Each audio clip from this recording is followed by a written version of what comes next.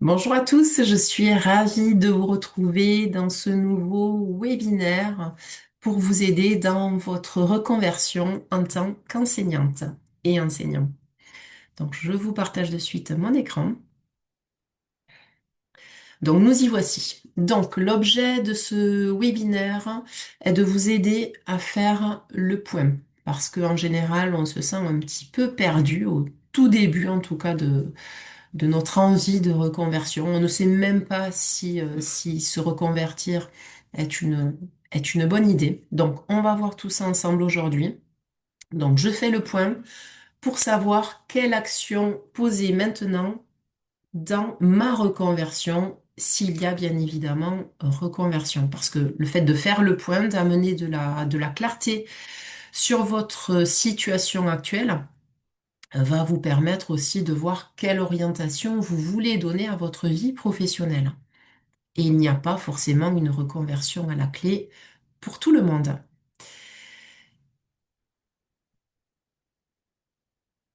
Donc, je vous souhaite la bienvenue dans cet espace. Donc, rapidement, quelques mots sur moi pour les personnes qui me découvrent. Donc, moi, c'est Stéphanie Puyot. Aujourd'hui, j'accompagne les enseignants et enseignantes qui souhaitent se reconvertir, qui souhaitent évoluer professionnellement parlant, qui souhaitent aller mieux dans leur vie, en fait. Mais avant ça, j'ai été enseignante, professeure des écoles durant 14 ans au sein de l'éducation nationale. Je me suis régalée en tant qu'enseignante, c'était mon rêve de petite fille, mais ça a été aussi, bien évidemment, comme pour vous tous, très compliqué durant certaines périodes. Et donc aujourd'hui, je suis ravie depuis maintenant 4 ans de pouvoir vous proposer ces accompagnements et de pouvoir, à mon tour, moi, vous accompagner à vous épanouir dans une nouvelle vie professionnelle. L'intention du webinaire, est le suivant. Il y en a plusieurs intentions. Première intention, vous permettre de comprendre où vous en êtes réellement. Vous permettre un petit peu de prendre du recul. Ça, c'est tout mon travail aujourd'hui, vous permettre de lever la tête du guidon un petit peu et de vous conduire vers plus de clarté pour ensuite prendre votre décision et passer à l'action si vous le souhaitez. Deuxième intention, vous permettre d'identifier votre stade dans la reconversion. D'accord? Si vous souhaitez vous reconvertir, vous allez voir, il y a différents stades par lesquels on passe. Et je vais vous aider à voir à quel stade vous êtes. Et troisième intention, repartir avec une action juste, adaptée à votre situation actuelle. Donc, une fois que vous allez savoir où vous en êtes, vous allez pouvoir comprendre, vous, de votre côté, quelle serait l'action la plus prioritaire, on va dire, à mettre en place pour pouvoir avancer vers votre objectif. Alors, pourquoi je me sens bloquée? Alors, par rapport à ça, cette notion de blocage, comprenez bien que souvent, c'est juste une action qui est mal alignée en fait à votre état intérieur.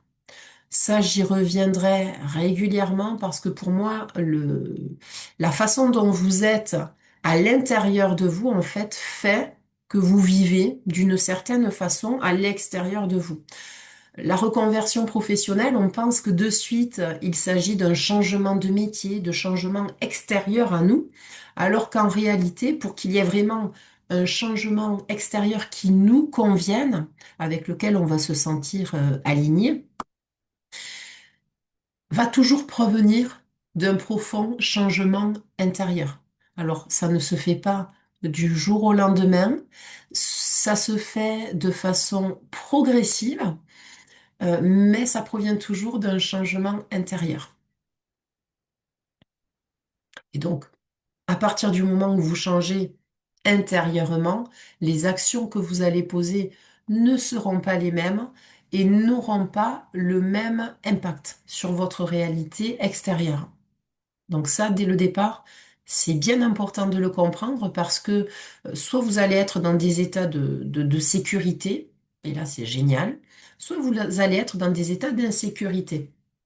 que vous soyez dans un état de sécurité ou d'insécurité, au niveau de l'énergie que vous allez dégager, en fait, l'énergie qui va être utilisée pour poser des actions ne sera pas la même. Et donc l'impact de ces actions-là ne seront pas les mêmes. Je prends un exemple évident. Si vous passez à l'action en étant en colère, en étant stressé, vous allez passer à l'action. La colère, par exemple, c'est vraiment une émotion qui nous permet de passer à l'action si c'est une colère saine.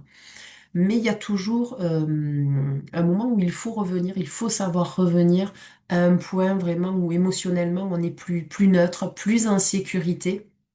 Parce que sinon, après, on peut culpabiliser, on peut s'en vouloir et se demander, mais pourquoi j'ai posé telle action?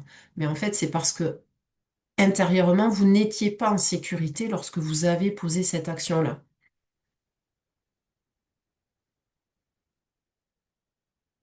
Autre point à bien comprendre, c'est que la reconversion, c'est un processus. Ça peut prendre des mois, ça prend en général des années avant que ce processus arrive à sa maturité. Sachez également que la reconversion, ce n'est pas quelque chose qui est linéaire, hein. On passe tous par des étapes qui sont quand même assez similaires pour l'une et l'autre personne, mais clairement, il y a des phases, il y a des rythmes qui sont différents pour chacun. D'accord? Donc, forcer une étape, ça ne sert pas à grand-chose parce qu'après, ben, vous allez devoir revenir à cette étape-là, faire marche arrière. Et en général, ça crée beaucoup d'insécurité et de confusion. Autre point, quand on est un prof et qu'on est épuisé, euh, il faut vraiment veiller à ne pas vouloir avancer trop vite, hein, à vouloir mettre la charrue avant les bœufs. Parce que vraiment, ensuite, on peut le regretter. Et ça, je le vois très, très souvent chez les enseignants qui se focalisent uniquement sur la recherche de métier. Donc, ils arrivent à changer de métier, mais quelques mois plus tard, quelques années plus tard, ils le regrettent et ils me le disent, hein, clairement. Je suis allé trop vite. Je suis allé trop vite. Donc, premier exercice que je vous propose de faire, puisque dans ce webinaire, l'idée c'est de vous permettre d'avancer. Exercice que j'ai intitulé Mon bilan honnête. Parce que oui, il est très important d'arrêter de se voiler la face et d'être le plus honnête possible avec soi-même. D'accord? Donc, je vous invite à noter entre 0 et 10 à chaque fois, tout d'abord votre niveau de fatigue actuel. Sachant que 10, la fatigue est extrême. Ensuite, faites la même chose, hein. Vous notez votre niveau de clarté sur votre projet professionnel, si vous avez envie de le voir évoluer. Et enfin, je vous invite à noter également votre niveau de motivation pour évoluer, pour faire évoluer votre projet professionnel. Prenez quelques minutes pour faire ça, mettez la vidéo sur pause et on se retrouve pour la suite.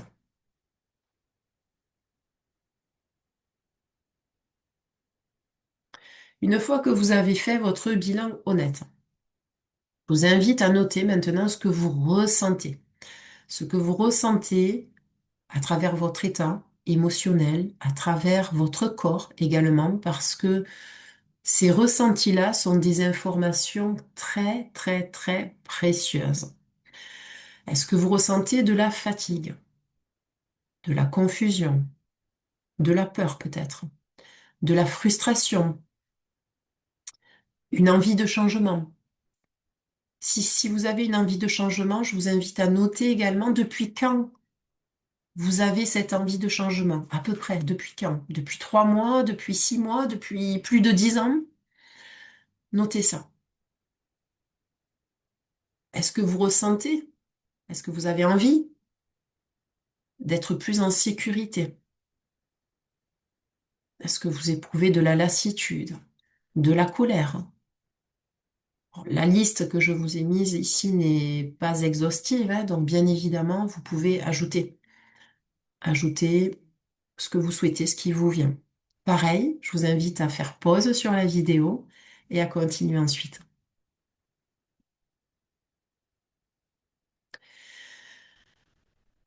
Troisième point.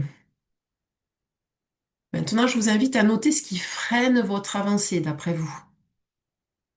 Est-ce une peur financière? Alors, votre avancée dans le sens où vous voulez faire évoluer votre projet euh, professionnel, votre carrière professionnelle, vous souhaitez évoluer, changer de métier. Mais, est-ce que vous avez une peur financière? Est-ce que vous avez peur de vous tromper, peut-être? Un manque de confiance en vous, en votre projet, si vous avez un projet déjà. Est-ce que vous pensez avoir une surcharge mentale en lien avec le manque de temps? Manque de temps, enseignant, c'est un métier qui est très prenant. Peut-être que vous ne trouvez pas le temps de réfléchir à ça. Donc, si c'est le cas, bravo à vous déjà de prendre le temps d'écouter ce webinaire et de vous poser en fait quelques minutes pour faire ce travail qui vous mènera vers plus de clarté. Notez-le, soyez-en fiers, fiers et fiers, c'est déjà génial. Est-ce que vous pensez plutôt que ce qui freine votre avancée, c'est la solitude aussi, le fait d'être tout le temps seul, de ne pas avoir de retour, de soutien? Peut-être la culpabilité aussi, à vouloir changer de métier? Parce que quand on est enseignant, on peut, en général, c'est ce qui arrive à plus de 90% des enseignants. On aime toujours ce métier, enseigner. On aime le cœur de métier, la transmission, les échanges parfois avec des élèves. Pour certains, ça va être, s'ils aiment moins la partie transmission, la partie préparation, préparer une séquence d'apprentissage. Donc, voyez si vous éprouvez de la culpabilité ou autre chose qui n'est pas noté dans cette liste.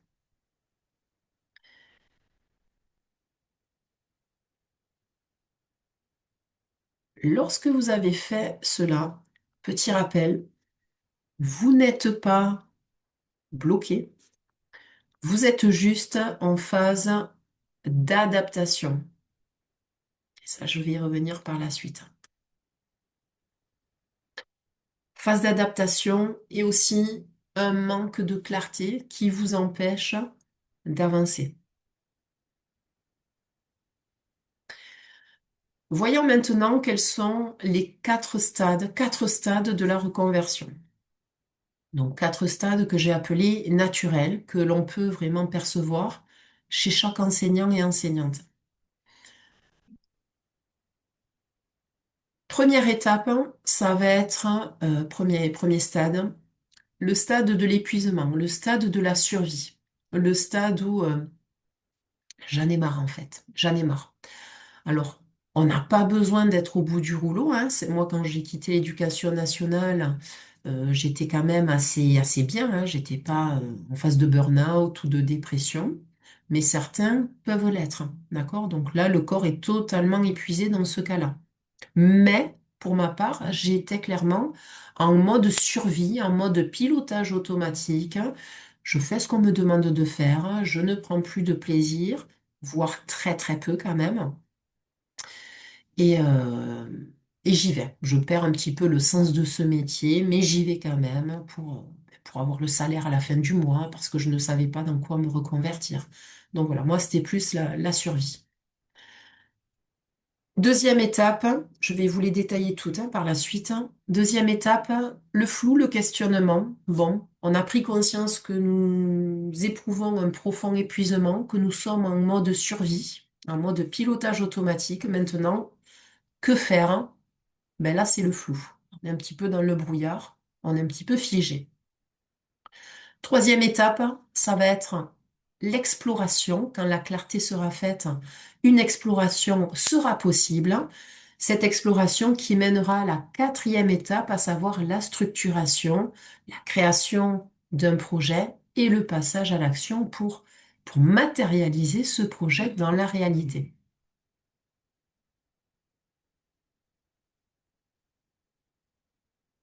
Donc, première étape. Première étape, c'est l'étape de survie, survie-épuisement. Vous éprouvez peut-être une fatigue intense, même après les vacances, une saturation mentale, clairement, et une envie de fuir, une envie de vous arrêter, de qu'on vous fiche la paix, clairement, une envie d'aller vers autre chose. Là, ce que je vous conseille de faire, une des actions les plus justes possibles à faire à ce moment-là, clairement, si vous êtes en état de fatigue intense, alors ça va être de vous reposer, donc de demander un arrêt, clairement, sans culpabiliser. Et je sais que c'est très difficile pour certains, mais vous allez voir, une fois que cette étape est franchie, ça fait du bien, clairement. Donc vous êtes des êtres humains, ne l'oubliez jamais. Ce que l'on vous demande, ce que le système vous demande en tant qu'enseignant, c'est colossal.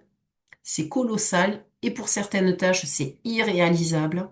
Vous n'êtes pas des machines, vous n'êtes pas des robots, vous êtes des êtres humains avec avec un besoin vital de ressourcement. D'accord? Vous avez besoin de vous ressourcer, de faire des pauses. Et au contraire, nous sommes dans un système, dans une société qui nous pousse sans arrêt à être à fond, à passer à l'action sans arrêt, sans arrêt, sans arrêt, ce qui produit des burn-out, des dépressions, et j'en passe. Donc, action juste pour cette étape, pour ce stade 1, se réguler, remettre de la sécurité à l'intérieur de son corps, se reposer et vous faire aider, vous faire soutenir. C'est très très important puisque parfois seul, en général seul, c'est complexe, ça ne suffit pas tout le temps.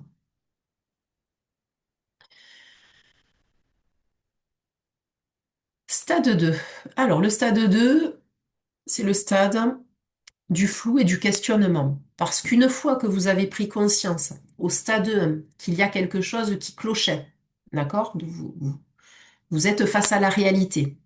Avant le stade 1, il y a un petit peu le stade de l'inconscience, en fait, où euh, je sens peut-être, alors soit je ne sens pas du tout qu'il y a quelque chose qui ne va pas mal, en fait, donc j'ignore ça, soit je commence à m'en rendre compte, mais je me persuade que ça va passer, d'accord? Quand vous sentez que ça persiste dans le temps, que ça ne passe pas, là vous commencez à aller vers une prise de conscience plus profonde et une envie de vouloir changer les choses. Donc l'envie de changement arrive. Cette envie de changement va bien sûr insécuriser votre système nerveux qui va vraiment générer beaucoup de doutes, hein, générer beaucoup de peur, notamment la peur de vous tromper, la peur de faire une erreur, de le regretter par la suite, etc., etc. Donc à ce moment-là, au stade 2, la meilleure chose à faire, c'est de clarifier vos valeurs, clarifier vos besoins et faire un profond travail d'introspection. Vraiment mettre à 100% le focus et la priorité sur la connaissance de vous. Et là, je prends soin de moi, clairement. Ne cherchez surtout pas, ça c'est une erreur que je vois qui est très très très fréquente et que j'ai faite moi à ce stade-là, vouloir chercher à tout prix à savoir quoi faire, vers quel métier m'orienter. Non, là, c'est vraiment focus sur soi. Troisième étape, l'étape de l'exploration. L'exploration, donc, je commence à avoir de la clarté sur qui je suis, ensuite sur les voies, les domaines vers lesquels je pourrais éventuellement m'orienter. Donc, des idées vont commencer à émerger.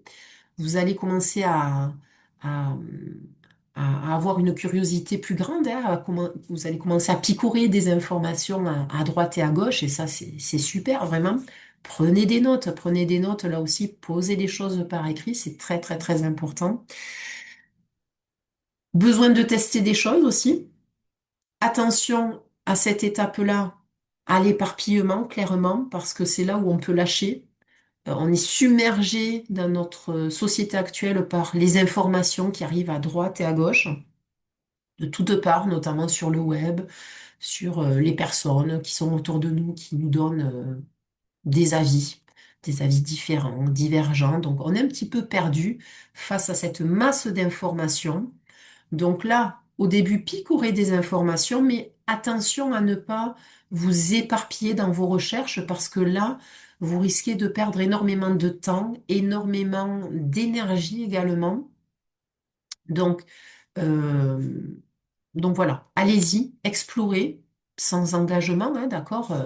Là, vous n'êtes pas obligé encore d'avoir pris votre décision euh, pour savoir si vous allez vous reconvertir ou pas, d'accord? Mais explorez. Explorez parce qu'à ce stade-là, vous ne risquez rien. Vous ne risquez absolument rien. Votre poste au sein de l'éducation nationale, si vous êtes dans ce système-là, est toujours garanti. Vous n'allez pas le perdre du jour au lendemain. Donc, allez-y, explorez, rencontrez, échangez. Échangez sur la reconversion avec des enseignants qui se sont reconvertis, avec moi-même, hein. Vous pouvez réserver un appel et si vous avez besoin de clarté, je vous amène vers plus de clarté aussi, hein, un petit appel très court. Expérimentez aussi, expérimenter des choses sans forcément prendre de grands risques. Quatrième étape, hein, donc là, c'est pour les personnes qui ont vraiment décidé de changer de métier ou de changer peut-être de poste aussi, hein, au sein du système. En tout cas, une envie d'évolution qui est très forte, hein, qui est bien là. Donc, un projet qui devient plus clair. On commence à percevoir les contours de ce projet-là. Une envie de concrétiser, vraiment une envie d'avancer, vraiment même si on a toujours un petit peu peur parce que la peur ne disparaîtra jamais, on a envie d'expérimenter tout simplement une autre vie professionnelle. On a plus de facilité pour s'y projeter et on a comment dire, cette énergie en nous, en fait, cette envie d'y aller, cette envie d'avancer vers l'inconnu. Même si on a un petit peu peur, on a envie de découvrir de nouvelles choses, de nouveaux projets. Mais là, à ce moment-là, on va aussi avoir besoin d'un cadre pour sécuriser ce projet et pour se sécuriser aussi soi-même. Donc là, à ce stade-là, il va falloir structurer, sécuriser et bien décider du projet. Pour les personnes qui ont plusieurs projets en tête, là, il va falloir aussi se positionner, ce qui n'est pas toujours évident pour tout le monde, des personnes qui sont multipotentielles notamment. Donc là, c'est intéressant d'avoir le point de vue de quelqu'un d'extérieur qui va vous permettre de prendre de la distance par rapport à votre projet et vous aider vraiment à créer un projet qui soit aligné avec vous-même. Donc voilà, vous connaissez les quatre étapes, hein, par lesquelles on passe lorsqu'on souhaite se reconvertir. Maintenant, je vous pose cette question suivante. Vous, aujourd'hui, où en êtes-vous? Donc, je vous invite à noter le stade où vous en êtes. Est-ce que c'est le stade 1, 2, 3 ou 4? Je vais vous les réafficher, hein. Et ensuite, notez si vous essayez peut-être de forcer un stade. C'est-à-dire si vous essayez peut-être de passer au stade 3 sans passer par le stade 2, peut-être que sans vous en rendre compte, sans connaître ces stades-là, vous avez cette envie-là. Donc, premier stade, survie-épuisement. Deuxième stade, flou, questionnement. Troisième stade, exploration. Et quatrième stade, structuration, passage à l'action. Pareil, si vous avez besoin d'un petit peu plus de temps, je vous invite à mettre cette vidéo sur pause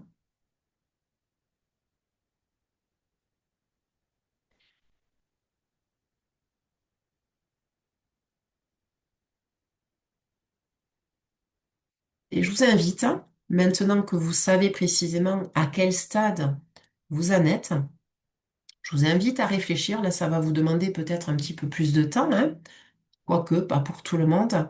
Je vous invite à noter quelle serait votre prochaine action juste. Quelle prochaine action, d'après vous, euh, il serait important de mettre en place, d'actionner pour passer à la prochaine étape.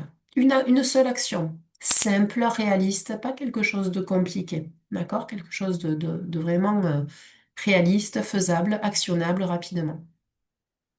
Donc notez ce dont vous avez le plus besoin aujourd'hui. Notez l'action qui vous vient et notez ensuite ce dont vous avez le plus besoin aujourd'hui. Est-ce que c'est la sécurité? Vous sentir plus en sécurité?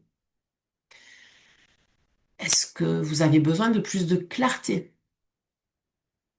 de plus de confiance en vous, en votre capacité à porter ce projet, en votre capacité à quitter le système?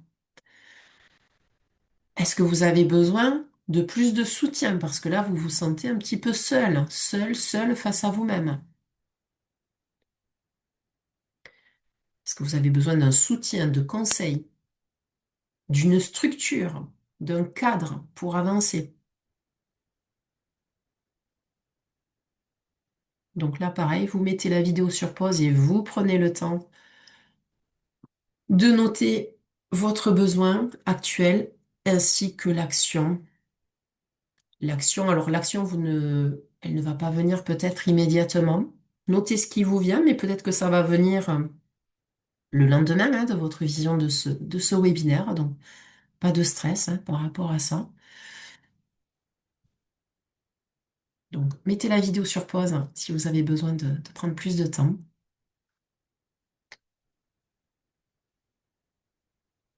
Une petite action juste vaut mieux que 10 grandes actions mal alignées. L'idée quand on est prof et qu'on est déjà submergé par son travail, c'est vraiment d'aller à l'essentiel. Pas besoin de faire 36 000 actions pour se reconvertir, d'accord?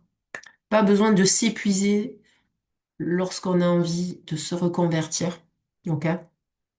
La reconversion, il faut voir ça comme quelque chose qui nous nourrit, qui nous permet d'avancer dans notre vie, qui nous nourrit, qui nous régénère même, vraiment. Moi, je le vois chez les personnes que j'accompagne, et ça leur fait du bien de se poser et de penser à un autre projet professionnel. Ça leur fait du bien de prendre soin d'elles, prendre soin de leur,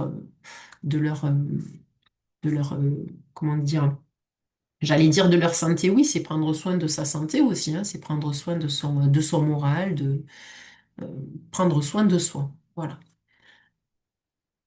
Donc vraiment, là, l'idée, ça va être de pas s'éparpiller dans tout un tas d'actions qui va nous faire prendre du temps et nous épuiser encore plus. L'idée, ça va être d'avoir de la clarté sur les actions que l'on doit poser et être efficace. Être efficace. Bien évidemment il peut y avoir des erreurs qui seront faites, mais il faut qu'il y en ait le moins possible pour éviter de s'épuiser et pour éviter d'abandonner avant même qu'un projet soit testé en fait, ou avant même la création d'un projet. Et enfin, dernière chose que je voulais vous transmettre, c'est celle-ci. Vous n'êtes pas en retard, ne vous comparez pas aux autres, clairement pas. Vous êtes exactement là où vous devez être pour avancer autrement. Vous êtes déjà sur votre voie. Vous êtes déjà sur votre voie. Vous vous êtes peut-être un petit peu égaré dans votre vie professionnelle actuelle. Là, c'est une question aussi de réalignement. Il y a mon GPS interne qui me dit, hop, je prends la mauvaise direction. Là, je prends des chemins qui ne me conviennent pas. Voilà, j'ai envie d'aller vers une autre destination. Donc, pas d'inquiétude, vous n'êtes pas en retard. Bien évidemment, je le vois chez les personnes qui ont plus de 50 ans, plus de 60 ans, parfois, ça commence à urger forcément, puisque la retraite approche et vous n'avez pas envie de subir 5, 10 ans de plus votre métier d'enseignant. C'est totalement compréhensible. Et sachez que voilà, l'âge n'est pas un frein à se reconvertir. Il y a des personnes qui font de très très belles reconversions à plus de 50 ans. Donc vraiment, allez-y, allez-y et ne vous sentez pas en retard. Mais avancez, avancez, passez à l'action, allez vers plus de clarté et ne restez pas bloqué. Ne restez pas dans l'immobilisme, ne restez pas dans l'insécurité. Donc maintenant, pour les personnes qui ont envie d'aller plus loin, qui ont envie de se sentir soutenues, qui ont envie d'échanger avec moi, puisque ce webinaire, je l'enregistre, donc il n'y a personne qui est présent lors de ce webinaire.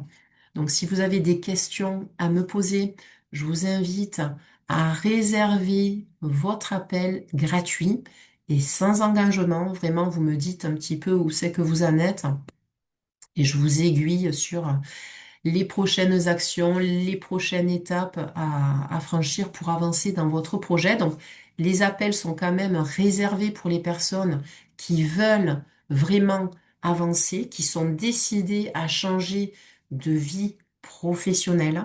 OK? Pour réserver votre appel, vous pouvez aller sur mon site.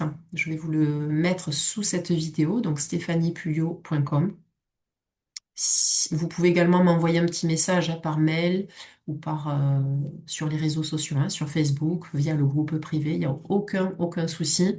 Vous pouvez m'écrire vos questions par écrit si vous préférez aussi. Je répondrai avec grand plaisir.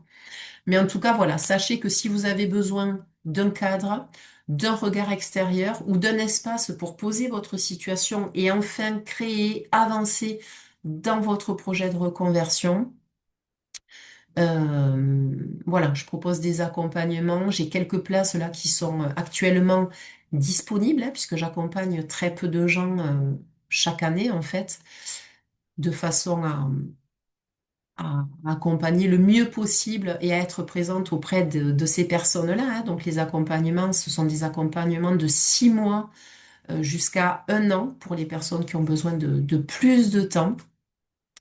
Et clairement, ben, se faire accompagner, ça change quand même la donne, hein, puisque moi-même, je me suis fait accompagner. Mais voilà, l'accompagnement que je vous propose aujourd'hui, c'est un accompagnement qui est très, très, très complet. Pas besoin avec cet accompagnement-là de passer par un bilan de compétences, puisque les étapes du bilan de compétences sont effectuées. Mais vous allez voir, il y a toutes les informations sur le site. J'aborde l'accompagnement en partant vraiment de vos besoins en tant qu'enseignant. J'ai été enseignante également, donc ça crée vraiment une proximité très très rapide et un sentiment de sécurité très rapide. Et donc, vous allez pouvoir me confier ce que vous souhaitez, en fait, hein, durant les accompagnements. Et mon idée aussi, clairement, ça, je le vois chez les personnes que j'accompagne, qui sont encore en poste, en classe. L'idée, c'est de vous sentir mieux, déjà, d'aller mieux dans votre métier d'enseignant, sans avoir besoin d'attendre de changer de métier, d'aller vers l'épuisement. Ok, c'est ce que vous apporte aussi un accompagnement en plus de créer un nouveau projet professionnel, etc., etc. Voilà. Donc tout est indiqué sur le site, hein. Si vous avez envie d'en savoir plus, avec grand plaisir, écrivez-moi, réservez votre appel qui dure selon les cas entre 15 et 30 minutes. Prenez ce temps pour vous, offrez-vous ce temps. C'est un premier pas qui est vraiment intéressant pour vous. Je vous dis à très bientôt, je vous dis au prochain webinaire.